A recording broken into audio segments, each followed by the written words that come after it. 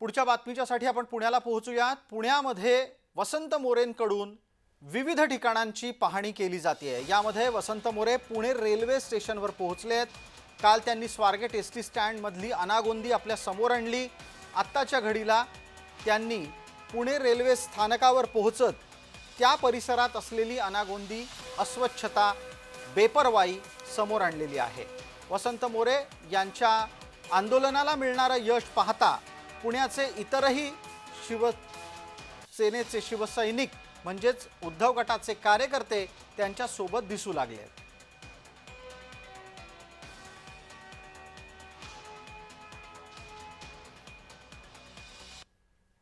रोहन कदम, आता या क्षणाला आपण वसंत मोरे यांच्या सोबत आहात। पटकन विचारा की पुण्यात रेल्वे स्टेशनवर त्यांना जी अनागोंदी दिसली त्याची जबाबदारी ते कोणाला देणार? अगदी बरोबर आहे। खरं तर कालचं आंदोलन वसंत मोरेंनी यशस्वी करून दाखवलं। त्याचे पडसाद जे आहेत ते राज्यभर पडले आणि आता हे सगळे कार्यकर्ते आलेले आहेत। वसंत मोरेंनी अनेक ठिकाणी जे आहेत ते भेटी दिलेल्या आहेत। तात्या, काय पाहायला मिळालं आणि सगळ्याच परिसरामध्ये असाच गैरप्रकार सुरू असं दिसतंय का? आम्ही आता आमचे दोन्ही शहराध्यक्ष शिवसेनेचे आमचे या भागातील पदाधिकारी आम्ही आता पुणे स्टेशन एस टी स्टँडला आहोत। आम्हाला काल उद्धव साहेबांनी सांगितले की पुणे शहरामध्ये जेवढे एस टी स्टँड आहेत ह्या सगळ्यांच्या तपासण्या करा।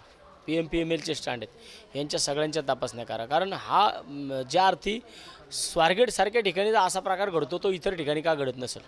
आम्हाला वाटते की आमच्या आंदोलनानंतर आमच्या एखाद्या महिला भगिनी जर त्या या असल्या प्रसंगातून वाचली तर आमचं आंदोलन यशस्वी झालं। आपण आता इथे देखील बघितलं नेमकं काय दिसलंय आपल्याला, कारण का हा वेटिंग रूम म्हणून सांगितलेला आहे। आपण एक मिनिट आत जाऊन बघूया थोडंसं।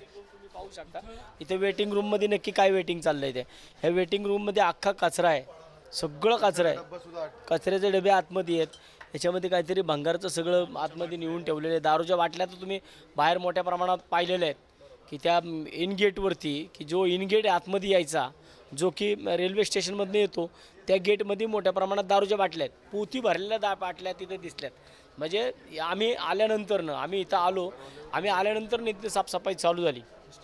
मला वाटतं की ह्या सगळ्या गोष्टी अतिशय भयंकर आहेत। जर अशा प्रकारे लोक जर साफसफाई करायला आम्ही आल्यानंतर येत असतील किंवा आज इथं एवढ्या 38 गाड्या इथं रोज आहेत आणि 38 गाड्या इथं असतानासुद्धा इथं पाणी पिण्यासाठी फक्त एकच नळ आहे। हिरकणी कक्षाची दुरावस्था झालेली आहे। आमच्या एखाद्या माता भगिनीला जर तिला जर लज्जास्पद हे होत असेल तर तिला तिथे हिरकणी कक्ष असणं गरजेचं आहे, पण ते हिरकणी कक्षाची सुद्धा दुरावस्था झालेली आहे। तिथं आत्ता आम्ही गेल्यानंतर साफसफाई चालू झाली।